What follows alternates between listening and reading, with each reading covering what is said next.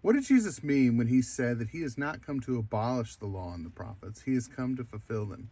This passage comes from Matthew chapter 5, verses 17 through 20. If you want to pause this video and look at it there. Welcome back to Small Talk Theology. All this month, we're looking at what it means to be a disciple of Jesus Christ.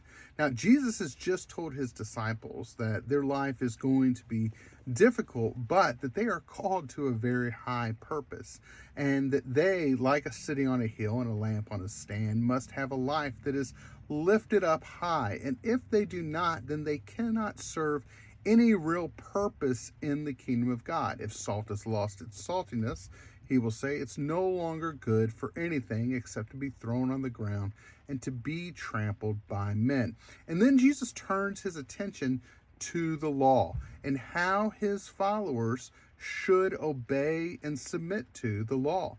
He'll even tell them, unless your righteousness surpasses that of the scribes and Pharisees, you will not enter the kingdom of God. So what does Jesus mean by all this? How does he fulfill the law and the prophets? Well, this statement is significant for three reasons at least. The first one is, think about the authority that Jesus himself is claiming to have. Who could abolish the law? Who could abolish the prophets? I mean, the law was given by God. The prophets have spoken the words of God. And so since these are the words of God, only God could abolish them. And yet, Jesus is claiming that he has the authority to do so.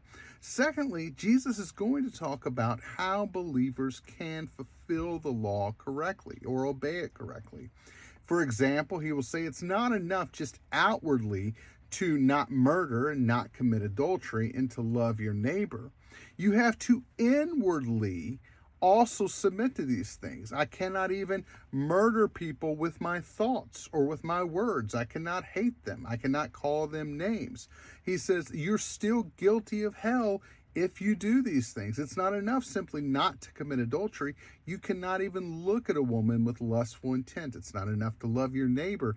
You must love your enemy too. And then this way, his disciples will surpass the righteousness of the scribes and Pharisees. And of course, finally, and most importantly, the way that Jesus fulfills the law and the prophets for us is that he's perfectly submitted to and obeyed the law, both inwardly and outwardly, and through his death and resurrection became our righteousness. Well, if this blessed you today, give me a comment, like, follow, share it. Till tomorrow, God bless you guys. Live for Jesus.